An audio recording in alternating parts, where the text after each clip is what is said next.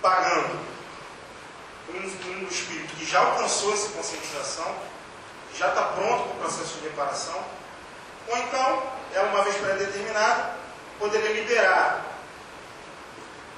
do processo algum espírito que ainda está recalcitrante, ainda não se conscientizou de que deve se arrepender e reparar o mal causado. Então, assim, não existe isso é importante, até tem repercussões no mundo material. Assim. Você vai lá e reza 10 Pai Nossos. O valor do seu pecado é um valor que será expurgado com 10 Pai Nossos. Não faz o menor sentido. Porque, até considerando que se fosse assim, 10 Pai Nossos para um poderia valer, para outro poderia ser 9, para outro 11. Então, não existe essa noção de pena inalterável. É um processo, como todo processo, tem variáveis circunstâncias que são consideradas de acordo com o desenvolvimento individual, com o livre-arbítrio de cada um.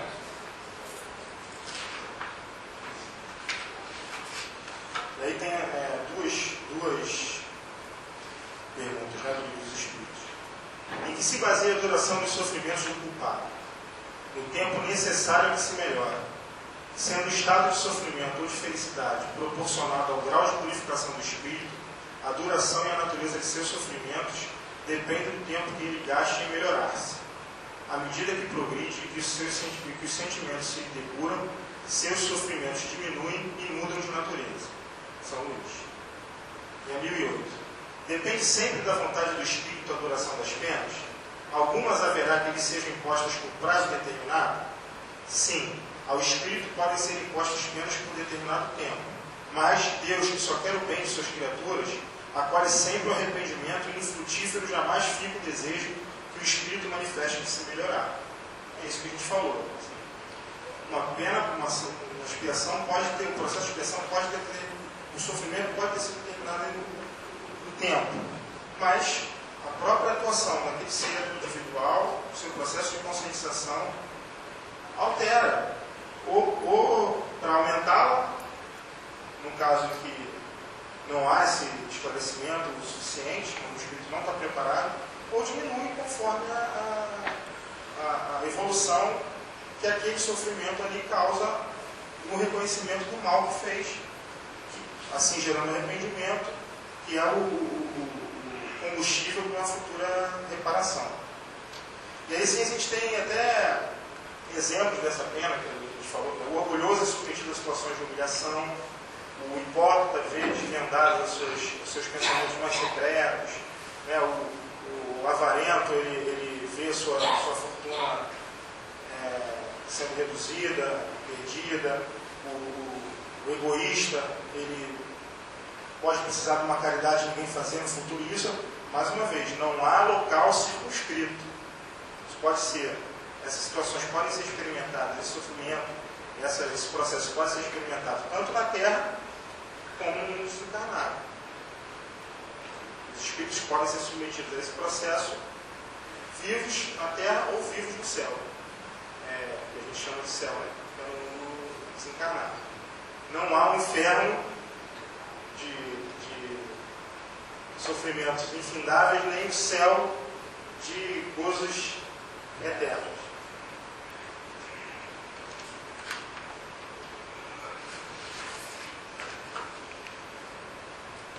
Como o espírito é dotado de livre-arbítrio, o progresso por vezes se torna lento, podendo ele persistir por anos e séculos na prática do mal.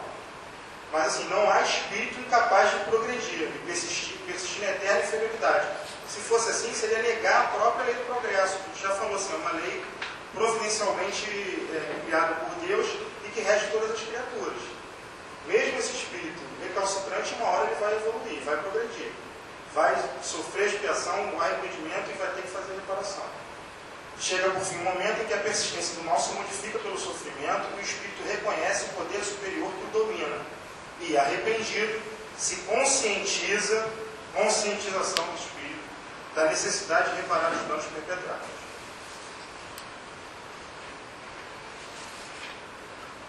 Eu vou ler rapidamente, assim, a 1007 fala, haverá espíritos que nunca se arrependem? Há os de arrependimento muito tardio. Porém, pretender-se que nunca se melhorarão fora negar a lei do progresso e dizer que a criança não pode tornar-se homem. 6. Poderão durar eternamente os sofrimentos do espírito? Poderiam, se ele pudesse ser eternamente mau. Isto é, se jamais se arrependesse e melhorasse, sofreria eternamente. Mas Deus não criou seres tendo por destino permanecerem voltados perpetuamente ao mal. Apenas os criou simples e ignorantes, tendo todos, no entanto, que progredir em um tempo mais ou menos longo, conforme o decorrer da vontade de cada um. Conforme o decorrer da vontade de cada um. Eminentemente, tem uma parte que eu não escrevi, tá? Eminentemente sábia e magnânima é, pois, a lei que rege a duração das penas, porquanto subordina essa duração aos esforços do espírito. Jamais o priva de seu livre-arbítrio. Se deixa ele faz mau uso, sofre as consequências. Então, assim, são questões que são respondidas no livro dos Espíritos sobre a duração das sanções, das penas, mas que explicam o próprio processo de expiação. Né? Então, assim, eu trago algumas conclusões. A primeira, o sofrimento é uma condição inerente à imperfeição. Então, até a gente atingir a perfeição, a gente vai viver o processo de expiação. Alguns mais, outros menos, alguns de forma mais grave, outros de forma menos grave, mas isso é inevitável e natural que seja assim.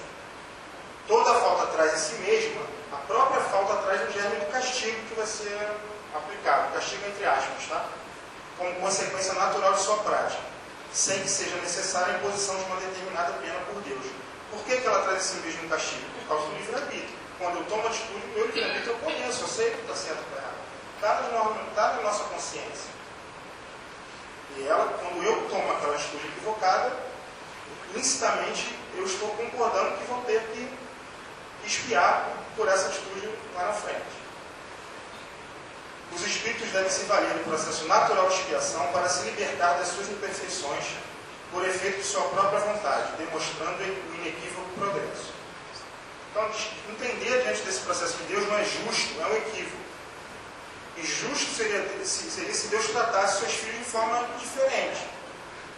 Então, todos têm o mesmo ponto de partida, todos nascem simples e ignorantes, o uso da sua liberdade, o seu livre-arbítrio, que é conferido por Deus também, eles vão agindo de forma a tornar a felicidade acessível a todos, com base nas nossas ações diárias, no nosso livre-arbítrio. Tudo conforme as leis gravadas nas nossas próprias consciências. Então, assim, não precisa passar não, ou se quiser passar o último slide já, mas pode passar, que eu obrigado. Está escrito no Evangelho segundo o Espiritismo, né? Bem-aventurados os aflitos, porque serão consolados. E o que isso está relacionado com a questão da expiação? Assim, o homem pode suavizar ou aumentar, o espírito pode suavizar ou aumentar o amargor do seu sofrimento, com base no próprio entendimento do que seria a vida. O entendimento de uma vida única é um entendimento que é muito cruel para aquele que está passando por um processo de expiação.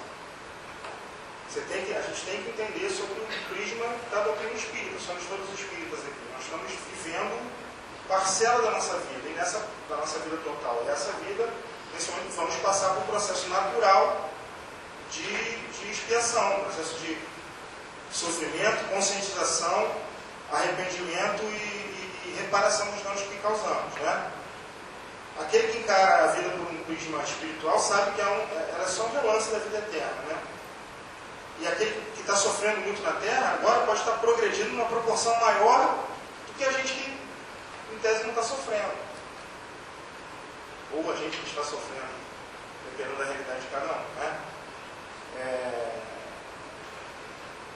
Dessa noção a gente tira a calma, a resignação, a esperança dos processos pelos quais a gente está enfrentando, os desafios que a gente está enfrentando na vida. E essa é a mensagem final que eu queria deixar para vocês. Assim. E aqui eu vou encerrando a palestra 5 minutos antes da 9.